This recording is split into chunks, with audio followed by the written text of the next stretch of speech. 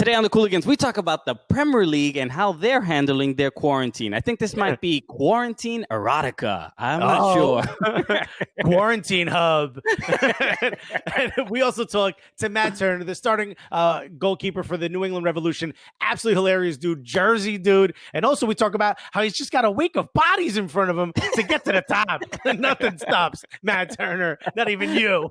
Ladies and gentlemen, that and more on this episode of the Cooligans!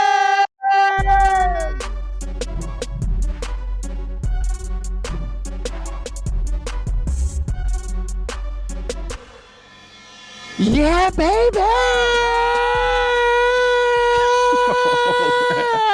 Whoa! It sounded nice and high pitched. That one. That's about as far as I can go up that ladder, boy. Woo! Ooh, what octave is that? Yeah. Okay. My neighbor dropped the envelope under the door that said, "Hey, got a baby. Please don't yell." Okay. Got a baby sounds a little bit. Do you want one? Hey, I got a good deal on a baby. Dude, there's a van outside. There's babies, dog. And hello, everyone. Cute. Hello, everyone. Welcome to the show. Welcome to the Cooligans. My name is Christian Polanco. I'm Alexis Guerreros, baby. All right. We are your favorite stand-up comedians that host the funniest soccer show in the world. Absolutely. Okay? If you're watching anything on any screen, regardless of whether it's on your wall or in your hand or on someone else's wall or in the airplane seat next to the next to you, and you're not watching what's on your own, we're the funniest soccer anything that's on that screen. Okay, on all those platforms. And we're excited about Hold on, today's we're show. Also the gulliest. Oh, that's right. You can't forget that. Oh, how could I? Yeah. There you go. Okay, we said it. We're good. Okay, we sorted it out. We're excited about today's show because not only do we have a lot to talk about, we're also going to be joined by goalkeeper of the New England Revolution, Matt Turner. Yeah, or as I like to call him, the gully keeper. I don't know where that came from, but it's out there now. Wow. Yeah, you like to call him that, and we've learned, and it's also the first time you've ever said that. So first time I didn't even think about it. I got to be honest with you. As soon as it came out of my mouth, my brain was like, "What was that?" No, so we're gonna talk to him about how he's dealing with his quarantine. But we have a lot to discuss as well, because obviously we're still this is Living Room FC, and we're all figuring out and handling this quarantine and this self-isolation in our own way, right? We all try to maintain our sanity, but we have to bring up what's going on with some of these Premier League players, because they're not the only ones, right? Like you've probably wanted to have some friends over, right? Yeah, man. Just a little human connection. Okay, a little cheek to cheek. You know. Well, how are you doing? How am I doing? Here's some money. Where's your clothes? Just a little simple interaction. Okay.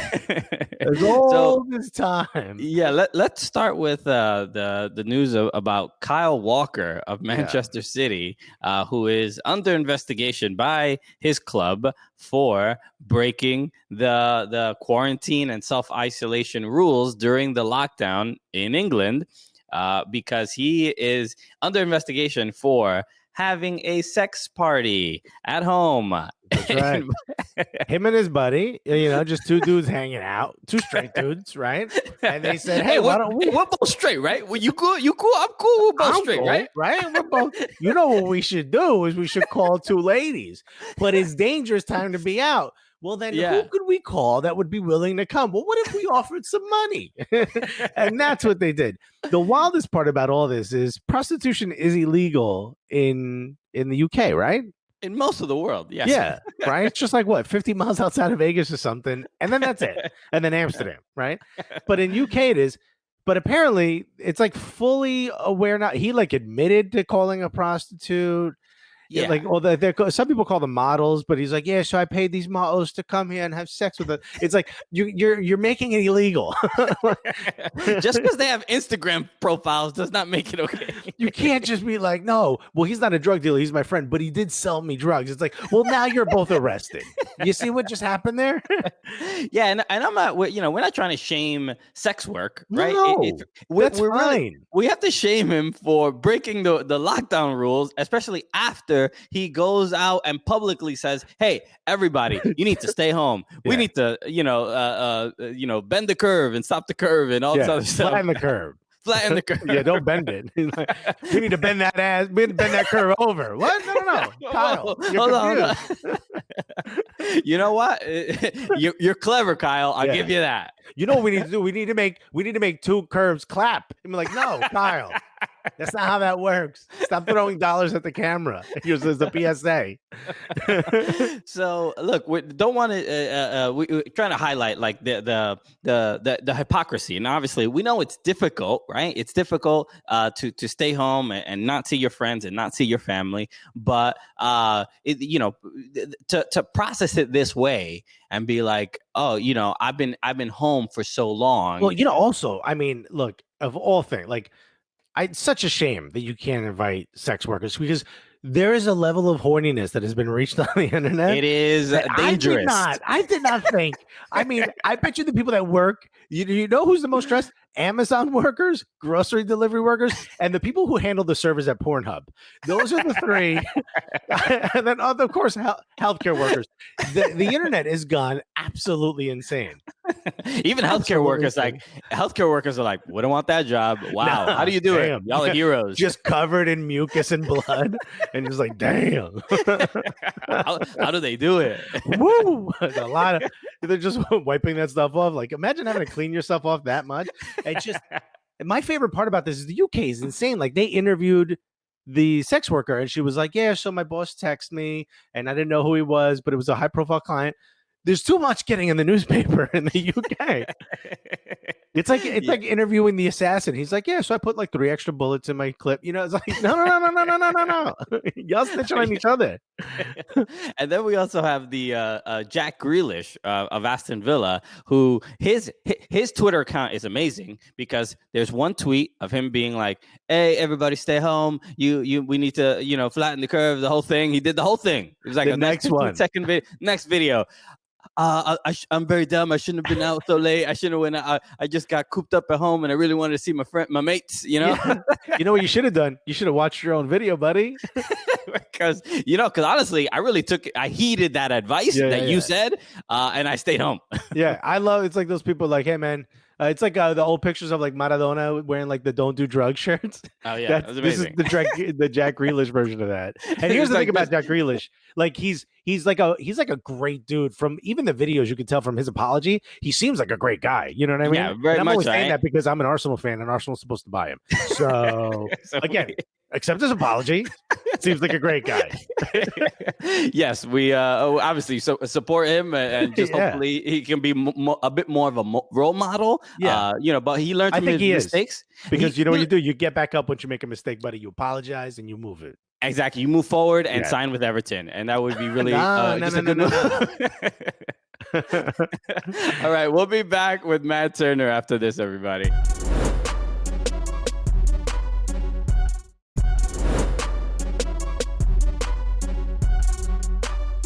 That's right, baby. We are back on the Cooligans, and we're about to introduce our guest. Okay, I'm excited. Okay, this is maybe our second New England Revolution player we had our first ever player on a podcast originally before it was a TV show. That's right.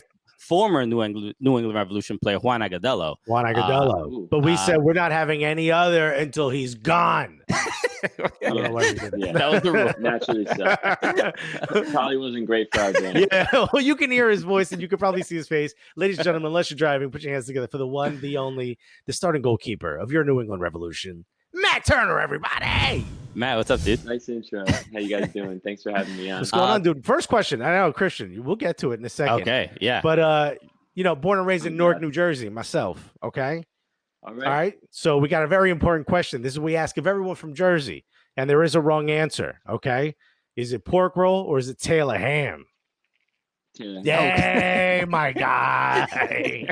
Only one answer, obviously. Obviously. We got the editor right now is just putting exploding cured meats into the show. Okay. Most of the budget is the cured meat Yeah. graphics budget. Yeah. We're spending a lot of money on. Well, I gotta buy it to taste it first to make sure it's right. But that's right. Well, dude, North Jersey boy. In fact, you want to hear some crazy? So I'm born and raised in Newark, living in Brooklyn now. Christian, born and raised in Brooklyn, had to move to Jersey last year, and guess where he moved? Take a guess. Park Ridge, New Jersey, bro. No way. Yeah, dude. No way. I'm currently in Park Ridge, man. That's what's up, man. We gotta link up when I'm back. Yeah, dude. No doubt, man. Please. So, being that I live here now, I'm not super familiar with the area. What is there to do here? Because it seems like there's only 4 stores. Yeah, that's about right. They just had that new whole like Wegmans complex in Montvale there. That's kind of nice. You know, there's a Chipotle there. That's what's up. Okay. Guys, welcome to North Jersey, where the exciting thing is we got a Chipotle now. Nah, I mean, you got to get, I think the biggest thing about being in Park Ridge in that area is the best part is just all the local delis, local pizza shops. You know, all of them are family owned, family run.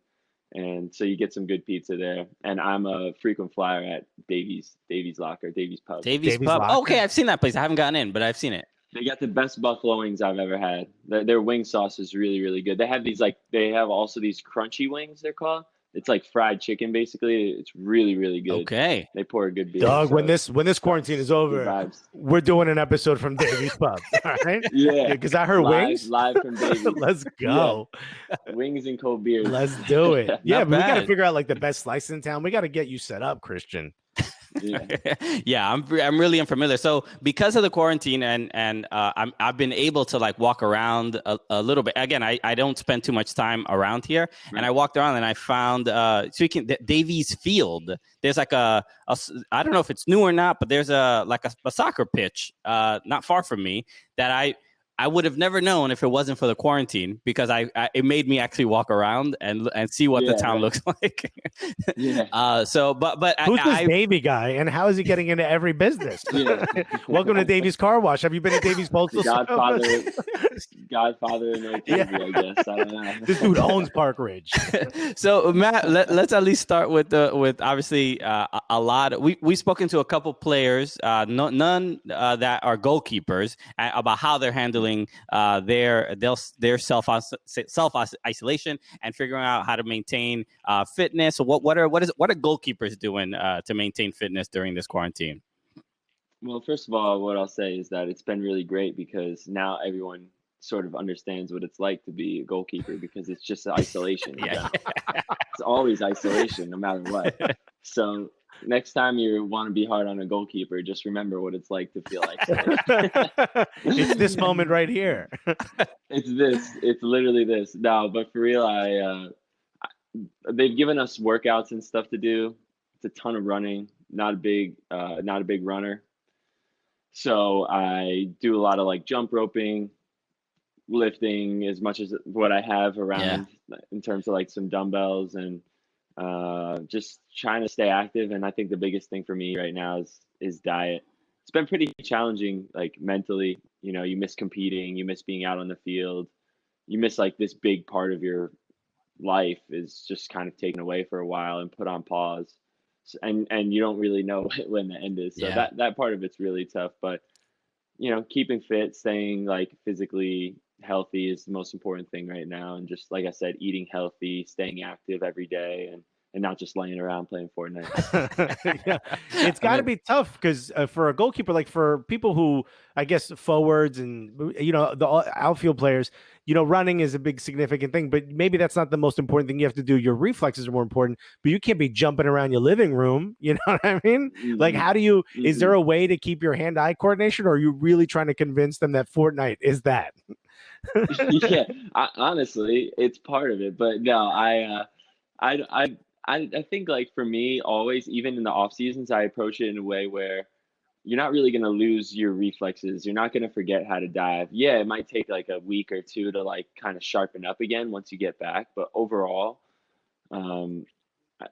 it's almost good for your body too to like not be diving around on the ground for a while. So I think like the biggest thing is just getting some touches on the ball with your feet, just having that feeling. And Yeah. I don't know, like as a goalkeeper, I have in my back alleyway actually behind my apartment, I have sort of like this conundrum of stairs.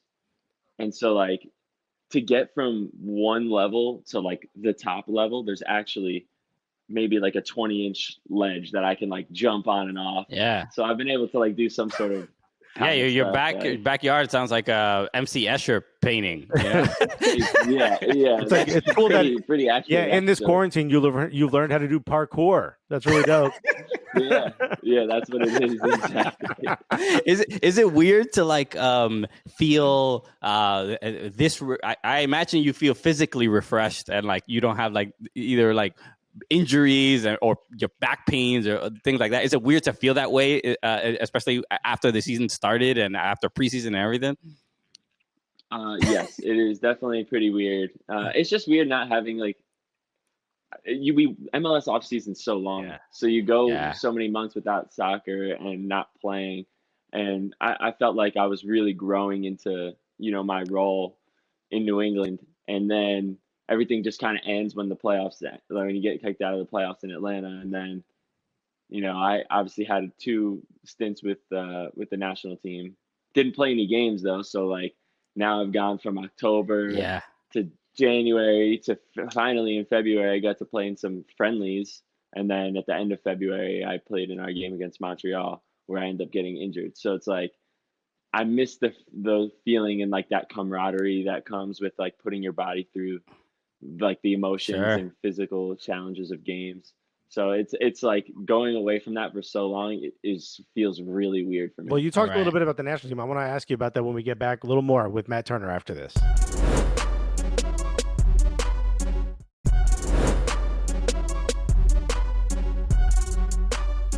That's right, baby. We're back. Still here with Matt Turner. We were talking a little bit about, the chance you got with the men's national team. And you also started soccer kind of late. Like, I think it was 16 years old when you first started taking it seriously. And here you are getting an opportunity with the men's national team, the highest level you could get in your country. So when kids ask you for your advice, do you just be like, whatever, take your time. Don't even try. What the hell do you tell children? Yeah, I'm probably not like the picture perfect advice giver in that sense.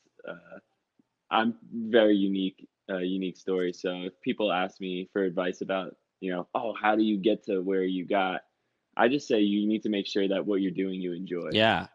And I think that's why I got into soccer and stayed with soccer in the first place, because I played baseball since I could really walk. And did all the hitting lessons, everything, played till I was 18. But there was something about soccer and something about when I watched the World Cup in 2010. That was the first soccer I ever watched, and I was 16. And there was something about it where I was like, this sport is just, there's nothing like it. And I'm talking, I was an avid sports player. All I ever wanted to do was be outside. I played football, basketball, baseball, hockey, like you name it. I was outside literally playing it or playing it competitively. And so to go through that, so, everyone, like, I always say this because I think it's funny, like everyone was freaking out about the vuvuzelas. And I just thought that like that was totally normal. This is what the World Cup sounds like. I like playing soccer because the sound of bees is one of my favorite. Yeah, I thought that was just normal. I don't know what was wrong with me. Like, but then I started reading up, and people are like freaking out about this. Vuvuzelas got so popular that YouTube actually added a vuvuzela button to other soccer highlights on YouTube, so you could hear it in the background. That's true. During the 2010 World Cup, they were like, if you're watching like an old Ronaldo clip, they're like, just here, click this button. You'll hear the vuvuzela.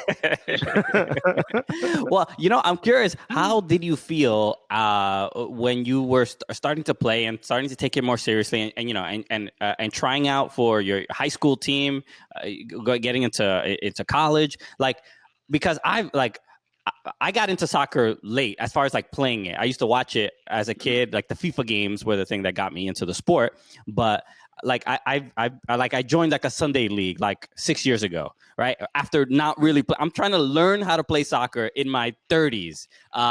It's very challenging. So like, did you ever feel like like, bro, this is everybody's too good, or this level is too high? Like, how did you push yourself to get to the level that you're at now? Yeah, I've always had this weird like adaptation ability. When I was 10, I was playing with like 13, 14-year-olds playing baseball. So I've always been able to kind of my coach, my baseball coach growing up, anytime there was like a really big jam, he would, even if I had already pitched like the day before, he would put me in it as a pitcher. I think it's always just been like this competitive nature that I've had that has allowed me to just continue to grow. And I think the biggest thing is just always being open, learning and being open to criticism, and trying to, if you make a mistake, taking it on board and not making the same mistake. Although, sometimes you have little overlaps, but that's not anything to get too hung up on. But yeah, there was definitely some times like I couldn't even take my own goal kicks until I was 18. So I always had my center back like come back and take. I didn't know how to kick a ball, and I have like huge feet. So I have a size 14 foot. So like I had to sort of learn how to like contort my like foot and leg and hip so I could get under the ball. It took some because you got a couple of Thor's hammers hanging off your ankles. That's exactly. I mean, oh my goodness, it's like walking around with an extra 30 pounds. People say, how much do you weigh? I'm like 190, but I'm all feet. So, you're probably a good swimmer with those flappers on. See, that's where I think I went wrong. I should have probably approached swimming. Yeah, they're like, that guy's not even using his hands.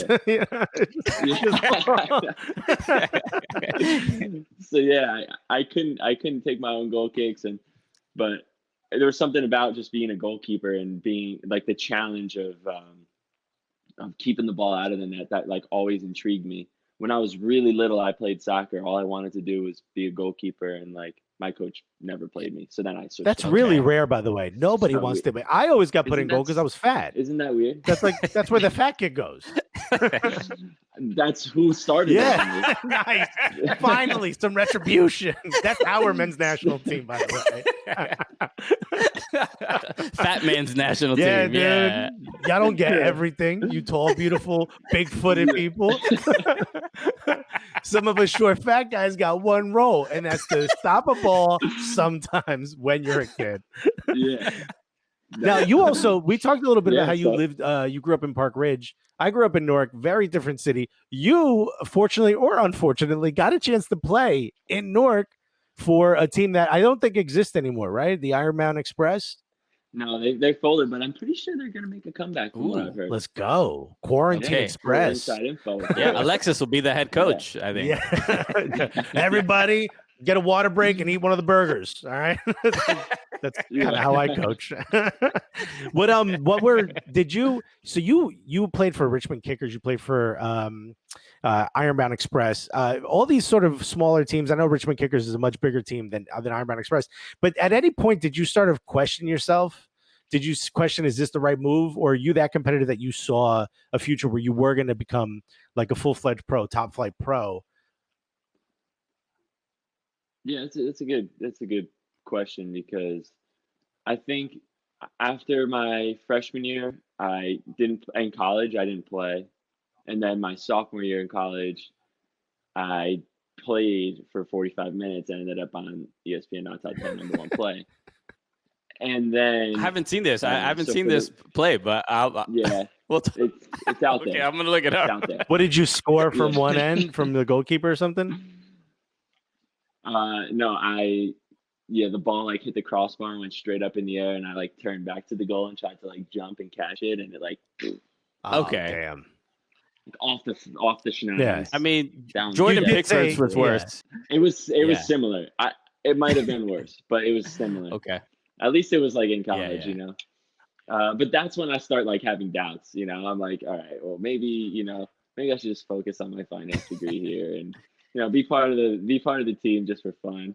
But I had been, so the previous summer, so between my freshman and sophomore years, I spent 5 weeks in Brazil playing. Oh, wow.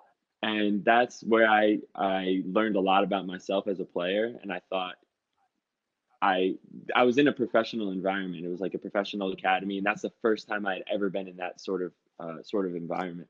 the team was called Desportivo Brazil. I think they're in like the 3rd division, but it was still their academy. And I was like, pretty cool. Opportunity came up through my father, did business down there, knew somebody who knew somebody. And they took a look at like some highlights of mine, and they were like, yeah, sure, whatever. Like, we're not going to pay him or anything, obviously. So if you're going to come, you can come. So that was like a cool experience. And that opened up my eyes, because these are some players. I mean, you should have seen the 13-year-olds, the 12-year-olds. I'm like, these guys could legit step onto my college team right now and literally boss it. These kids were amazing, but it's crazy. You know, not all of them can get the opportunity out of there. Anyways, that's when I was like, okay, I think maybe there could be a future for me in this game, because I'm playing with guys that have been to bigger clubs, played for some big teams in Brazil. And a lot of teams in Brazil would like send their players to this academy on rehab assignments. Okay. So I played for their U23 team for 5 weeks, played against Cruz Azul, their U23s, like, so got some really good experience. And so then showing up sophomore year, like, Fairfield had brought in some kid on a full ride from England. He was like, Nike Academy, Leicester City, Barnsley, like all these places, big resume. I'm like, all right, well, this kid's on a full ride. Thought about transferring, but then I'm like, you know what? I'm just enjoying my college life. Like, school is good. My school and life balance is great. I'm enjoying playing soccer every day, so I'm not gonna like give all that up just because I'm not playing. I think that's stupid. Yeah. So, anyways, I sorry to digress, but I feel like that's part of the story. To get to that summer between my sophomore and junior year, I was like, you know what? I want to try to play soccer through the summer. The only way to do that, really, as a college kid, is play PDL or NPSL. Yeah. And there's tons of PDL teams in like the New Jersey, New York area. So I go to Westchester Flames, try out, cut. I'm like, all right, that's not good stuff. Because Westchester Flames is like the worst team in the league by far. Because they can't spot talent. That's why. That's the problem. Yeah. Actually, hold on. Why don't you continue that story on the other side of this break? We'll be right back with more with Matt Turner after this.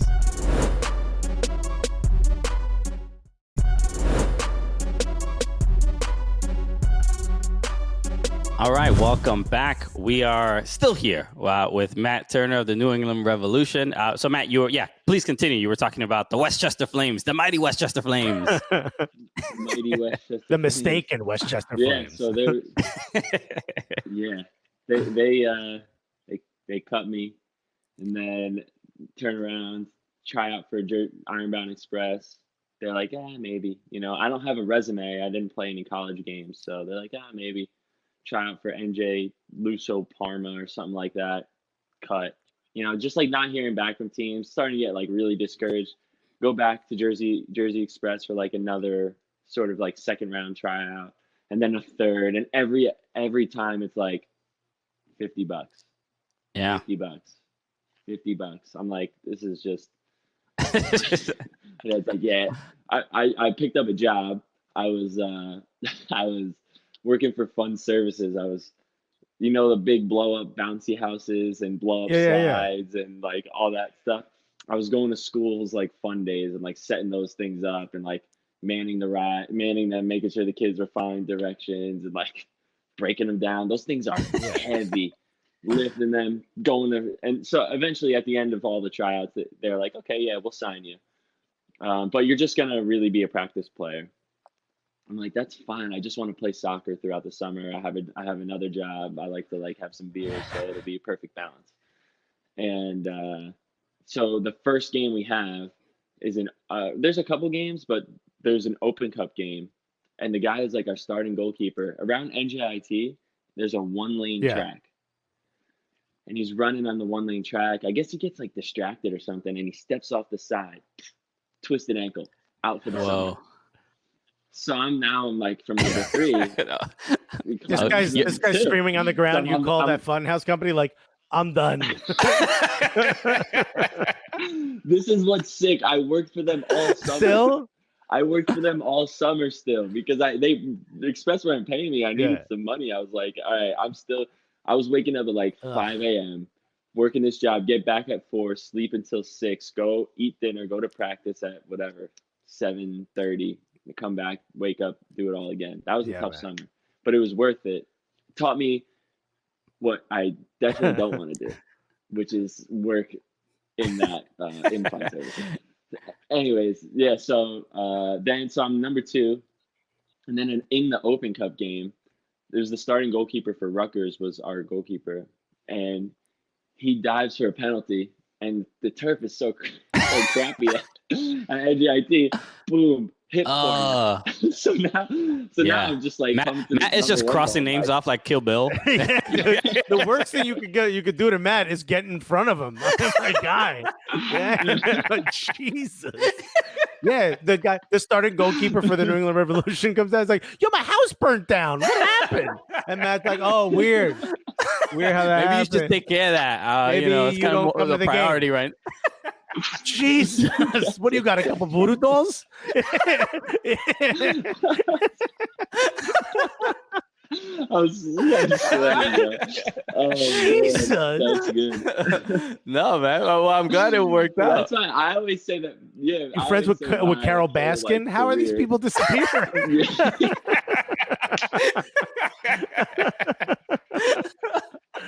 Oh my god. Yeah, I can't even say. I always say like my career has always been like this perfect storm of like for you, not for everyone else. There's a sea of people with injuries selfishly. and selfishly. So I've come into this number 1 role, and then we end up having like an amazing summer. Bill Gaudette, the former Red Bull goalkeeper, was my goalkeeper coach. And he sort of started seeing things in me and that I never really saw in myself, because I've never had a goalkeeper coach that had tons of playing experience. My goalkeeper coach at college is an amazing goalkeeper coach, amazing at developing youth talent. But like his biggest fault is that he never like played at a super high level. So it's hard for him to like see that and nurture it. And he's learning, he's still a young goalkeeper coach, but having Bill there who played in the league, I'd never been there with somebody who like played in MLS, and for him to say some of the things he said to me and point out things that I did really well, just gave me so much confidence. And so we turn around and we have an amazing summer. In that 2014 summer, we go all the way to national semifinals. It was just like a really good experience. I'd never experienced that much success in soccer, like winning on the field. I'm playing really well. And since we made it so far, it was pretty much just like a week overlap until I was back in preseason with Fairfield. And I showed up to preseason. I was fit. I was sharp as ever. And I took the number 1 spot and, set a national record for 0-0 ties. Amazing. Wow. Yeah. We were the most boring team in soccer. I was going to just ask you, and you already answered it, but I was going to say, like, there must have been someone throughout this course where that really pushed you to kind of just believe in yourself. And I'm just happy to, kind of hear that story. Yeah, it was the woman with the cauldron that he knows. That's just that really inspired him. I can point. It's Davies. Right. Davies Witchcraft. It's a small store right off Park Ave. Just make a run at Davies' divorce lawyer. Matt's gonna have a Park Ridge neck tattoo real soon. Yeah, it's gonna be great. Yeah. You Puerto Rican? No, that's Park Ridge. Park Ridge, my guy. And we'll get to it. We'll talk more about it a little bit more after the next break. But I did want to ask about you. Speaking of goalkeepers with a lot of experience that coached you. You're one of your Brad Friedel was also one of your coaches, and obviously just an esteemed goalkeeper. But it's very public, and he had a lot of either disagreements or issues with his coaching style. I'm not here to ask you to trash your ex coach or anything. Keep in mind that the first conversation I ever had with Brad Friedel, he fat shamed me. So feel free to say whatever you want. He was he did it jokingly though, like we were all joking around. But I was like, "You're really gonna make I said, "You're really gonna make these players practice twice a day?" And he looked at me. He's like, "You look like you could use a couple." I was like, "All right, Okay, yeah, all right." Okay, he All right, keeps it bro, real. hey? Like him. Like him, yeah. What was That's as funny. far as having such an incredible goalkeeper as your head coach? What was that like for your time with him at the Revs? Yeah, so this is gonna sound like super lame, but I sort of remember people reaching out to me being like, "Oh, it's so cool! Like this is an amazing goalkeeper," and me sort of being like, "Well, I didn't really like get into soccer until Yeah, you 2007. didn't know who he. Like he was just this He like was just some bald guy. goalkeeper Yeah. for Tottenham who was like pretty good, but I didn't know everything about him. So, but I mean, he had some career. The guy was just an unbelievable player, so knowledgeable. Just like things just didn't quite work out. We didn't get it done on the field, um, for whatever reason it was. But having him as a or not a goalkeeper coach, but having a goalkeeper like him as a head coach, one, I'm so grateful for it because he looked at me in the light of um, what I was doing on the field, which for my first 2 years, I felt like I trained really well with the Revs. Like at some level, I was like, man, like I really feel like maybe I could be on the bench or maybe I could get closer to getting a sniff. Like we're not doing that well. But I knew that I had to bide my time. And that's why when I went to Richmond, I went with an open mind, knowing that this is just something that I have to do. It's part of the process. It's part of climbing the ladder. So many goalkeepers in America have to go through this process. And it's important for me to play games if I want to develop.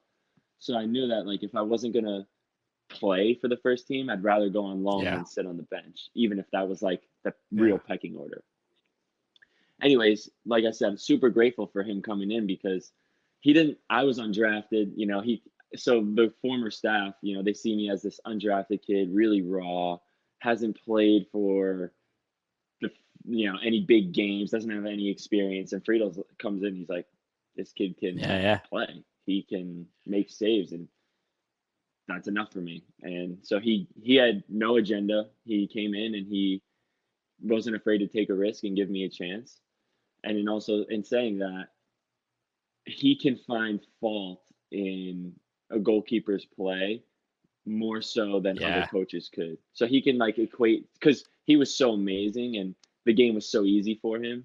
I was still learning. It was my first year as a full-time starter. And so I don't know, like it was kind of a double-edged sword in that I could rely on him for advice, and we've chatted even still recently. But he would bring down the hammer when I mean, he wasn't afraid. He wasn't afraid to shake things up. We had 3 good goalkeepers in New England, and if you weren't getting the job done, next man up. It was like a rotation. It was like if you were like the top guy, you would just like go back to number 3 and just like cycle through.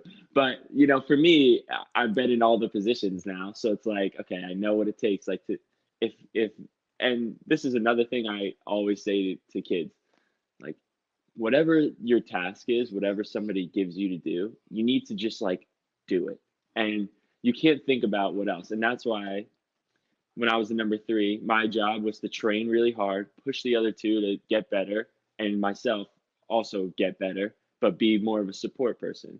And then as the number 2, it's a little more like tricky because you're pushing to play, but you need to be patient, but you also you need to be supportive.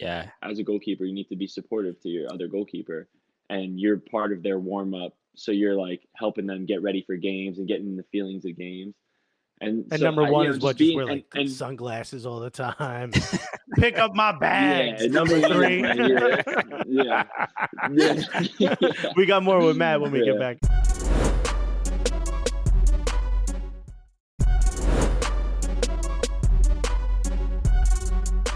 That's right, baby. We're back right here on the Cooligans. We got Matt Turner, New England Revolution starting goalkeeper. Matt, you had talked a little bit about sort of Brad Friedel giving you the opportunity to become number 1 and what the rotation was like. And eventually you get a call up to the national team. And that's absolutely insane, right? From where you started, 16 years old, deciding, oh, what's this cute little game? These people kicking the ball around that people have been trying so hard since they were kids. And I'm just going to decide to walk in with my flappers on my legs and just take over. So then you get a chance to be at the men's national team. Was it hard to turn down the men's national team because you had to go back to work for that fun house company? Fun sir. Yeah, it was off season after all. I needed to make a little extra cash, the MLS pay, No, it's funny. Like, I kind of tell you the story of my first call. I haven't told this to anybody, but I feel thank you. Compelled. You guys would really like this story. So I live in the neighborhood of Westridge, so like one of the elementary schools in Park Ridge, and my mom works at the school, and so she's worked there for years. So every year on Halloween, kids just flood our house because they know, oh, that's where Mrs. Turner lives, tons of candy. So the last 4 years, we're usually done by Halloween. So because we just haven't made it that far yet. Anyways, so my mom and I, every year, we're like, okay, let's make this a little boozier then. So have a couple drinks, we give out some candy to, the trick-or-treaters, and it's like a really nice time. I have a niece that lives in town, she's almost 3, and so she comes over. She gets drunk. It's really crazy. nice. So this year, she's like, the margaritas are a little weak this year, Grandma Turner. I'm not gonna lie. Yeah. Who ate all my Snickers? Don't make me punch somebody right in the face. I don't know if that's what your niece is like. Yeah, So I hit up Target earlier, like maybe the day before, because I have like nothing on my radar. It's almost in my mind, I'm thinking like, okay, Jan Cam, hopefully Jan Cam, and I don't even like realize that there's an international window coming up. And so I go to Target, I get myself a Cookie Monster Onesie, and I go, yeah, of course, I'm ready to go. I'm ready for Halloween. And it was like a little small on me too, like, mind you, it's like a little tight. And but it was all I had left. So I'm sitting in my Cookie Monster Onesie, I'm playing some Fortnite, waiting for my mom to get home from work. She gets home, she's hanging out. And all of a sudden I get like this phone call from a random number. I never answer random numbers. Of course. Double click the whole button. It's a scam. Yeah. Back to gaming. Then another thing pops up. It's like text message, and it's from Greg, and it says, "Hey Matt, this is Greg. Yeah. Greg Berhalter. Call me when you get a chance." I'm like, yeah. What is going on? It's a prank. Like, it's trick or treat. It's a trick. Yeah. It's your niece in the other room with you. He's like, let's do Greg. Let's say it's Greg Berhalter. Yeah.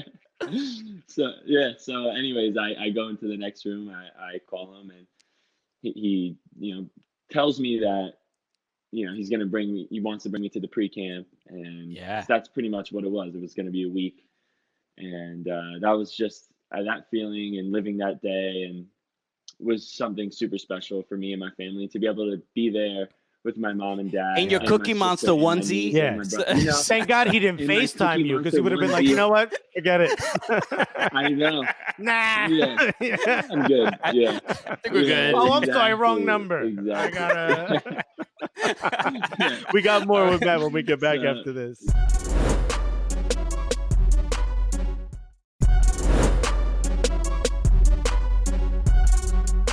All right, we are back with Matt Turner of the New England Revolution. You know what? After having spoken to you this long, you're great. You're a funny dude, hilarious. really chill. It really makes me think. I'm like, is this dude really a goalkeeper? Because goalkeepers have just psychologically a little bit different. They're broken individuals. You seem a little too humble to be such a good goalkeeper. How did this happen? That's a weird one. I actually get that a lot. People are like, are you sure it's the right job for you? I don't know. I've never been the type of person to take myself too seriously. I think that's like a really important part of who I am, and it helps me as a goalkeeper because I'm goofed up. I'm goofed up as a goalkeeper. Like what happened to me last year when I, car crash. Right. Wayne Rooney. you know, like people, you know, come at you, you know, and it's just like, come on, you know, it's kind of hilarious if you think about it. Like if you're gonna do it, you might as well, you know, do it kind of big. But I don't know. That's what it is for me. I don't know. It's just I think it's partly my background, like having tons of friends, like not really being in the game that much, in soccer that much. Like my friends played football and hockey, and they're still my best friends to this day. So they hold me accountable and keep me grounded. Well, I'm also curious about your now. Bruce Arena is your head coach now. The last, I mean, since he got there, the New England Revolution are feeling like a rejuvenated club, and obviously Gustavo Bo, Carles Gil, like the team is just having a lot more fun comparatively to the past.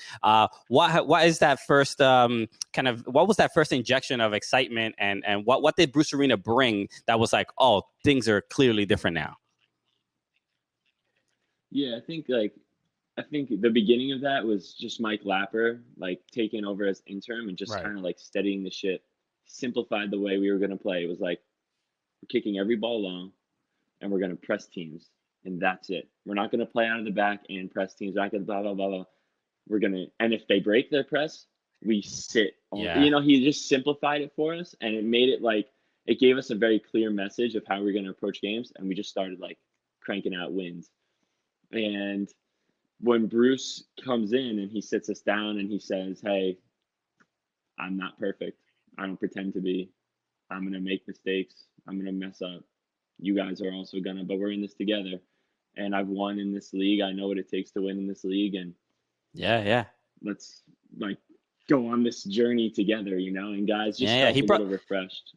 It just felt like he brought a little bit of that, you know, he spent so much time in LA. He brought that LA Zen, you know. He's also got that Brooklyn background. Yeah, so he's like, hey, we're all going to chill. But if you step me, okay, I will break your neck in front of your family, you know, him and your niece. Yeah, I don't know who. But my dad's actually born in Brooklyn, born and raised in get it. So it's like, I don't know. It's funny. I could see it kind of like in Bruce, and it's funny, you know. So we have a good relationship, and I think the biggest thing is players feel like they can be completely open and honest with him, and things are a two-way conversation when the conversations are happening about tactics or feelings or emotions in a game. Yeah, you don't think about that part of it all the time. We got more with Matt. We'll get back after this.